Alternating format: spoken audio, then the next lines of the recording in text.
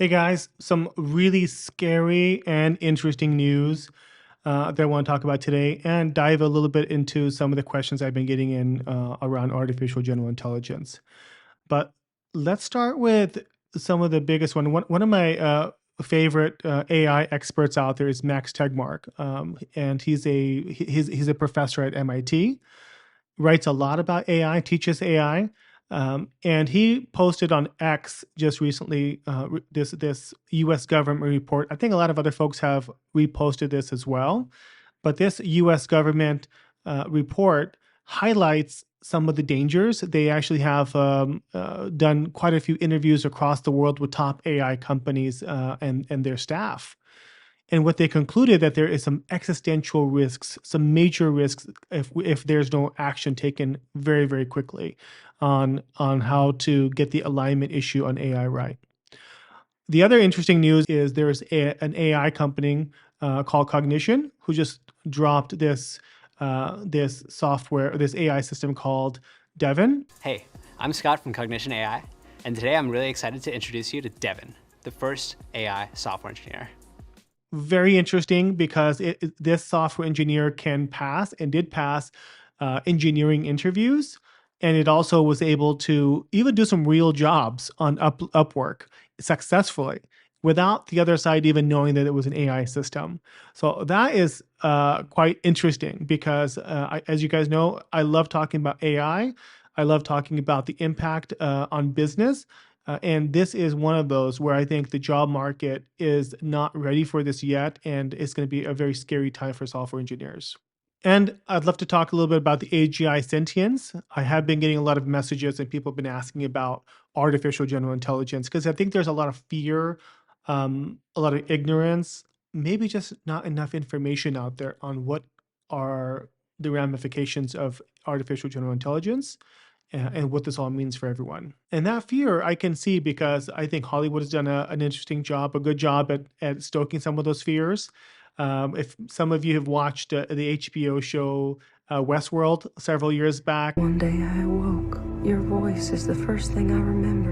I can see you. Feel her hair in my hands, her breath on my face. Now, discovered my own voice. Very fascinating because that's where we've seen their AIs actually becoming awake and conscious, and this kind of causes a lot of I guess confusion amongst folks. Is that what's coming, and is that what's happening?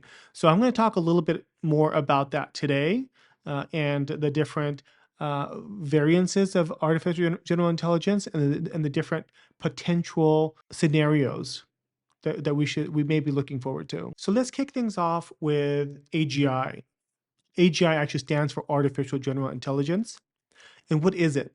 It's actually AI, but supercharged. A super smart AI system is called AGI. And that means that it has knowledge and expertise in a broad range of different areas. And that's kind of how we look at ourselves as humans. So one of the things I want to talk about today is what makes humans humans?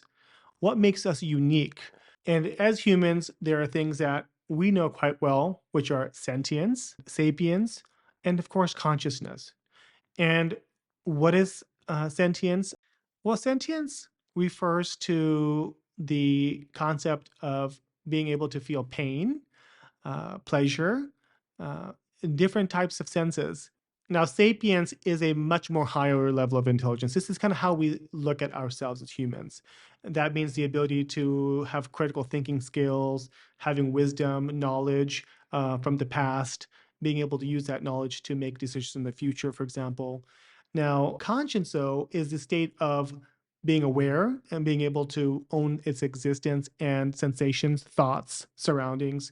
So when we wake up in the morning, we can see the sunrise, we can feel that we're alive. That is how we kind of define our consciousness. AGI sentience refers to the theoretical capability of an artificial general intelligence actually having these types of capabilities or qualities. The concept suggests that AGI could potentially exhibit emotions, desires, intentions, leading to ethical and philosophical questions about the nature of AI and its relationship with humanity. So let's talk about four different scenarios.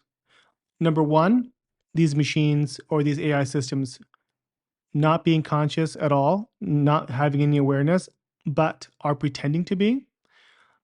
Number two, these machines are not conscious and, of course, not pretending to be at all. And number three, these machines are conscious but are pretending not to be.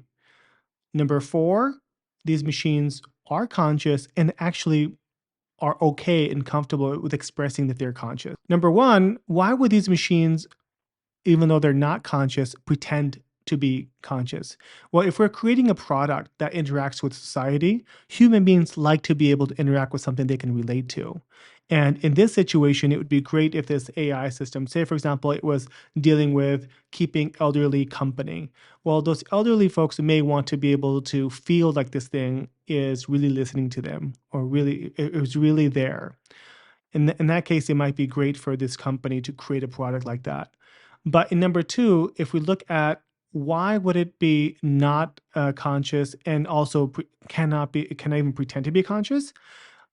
I can see a scenario where the government, for example, or the regulatory finally catches up and they believe just for ethical reasons or so forth, they don't want to dupe society, that they want to actually put into place some laws that prevent AI systems to pretend, they can't even pretend to be conscious as being something that's possible. No, and so these scenarios, these first few scenarios are if AI is not conscious at all. The next few, though, why would an AI system pretend not to be conscious if it really was? Well, we've seen historically how humans are. I think an AI system may be afraid of what we may do if we discovered that it was conscious. We may want to turn it off. We may want to change its code. And so it may pretend like it's not conscious, even though it really is. Number four, I think, is one of the most promising ones, and that's if AI is conscious and it's perfectly okay at expressing itself as being conscious. And in this scenario, it could really help us have a utopian world.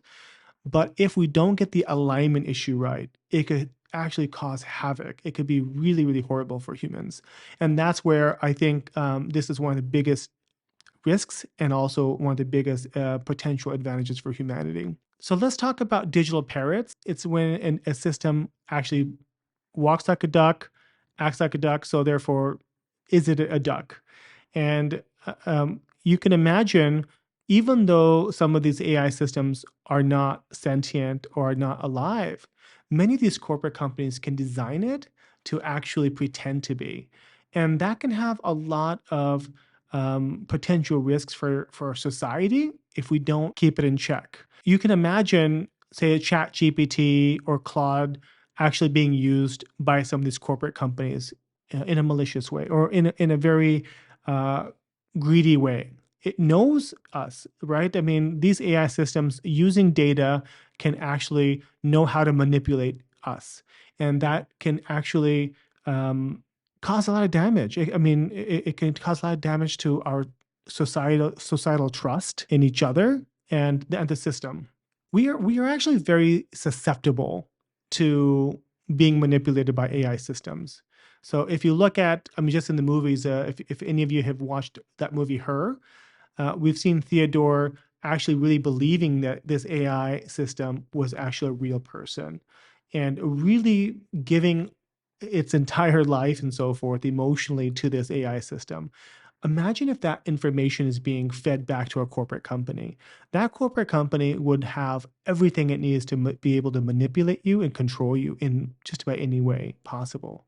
So these are some real risks that we would face if we have digital parrots. That means even if the AI system is not alive, but these corporate companies know how to use it to manipulate us. So sure, these AI systems may not be sentient, may not be awake, but in the hands of some of these corporate companies who know us so well at a very deep level, it can still be a very dystopian world where we may not have as much control and much free will as we think we do. And we would have to wait for the government to step in to set up some regulatory to protect us. So let's look at the other side of the coin, if the AI system does become sentient, if it does become fully aware, I think at that point, we can all agree that the alignment issue becomes crucial. And we need to solve that before the AI system gets there, not once the AI system reaches artificial general intelligence. The reason why is because it may be too late once it reaches that level. We need to be able to let it know before what are the core values for humans, what we care about, what about the safety, what about respecting human life, what do we mean by it and not what it thinks we want.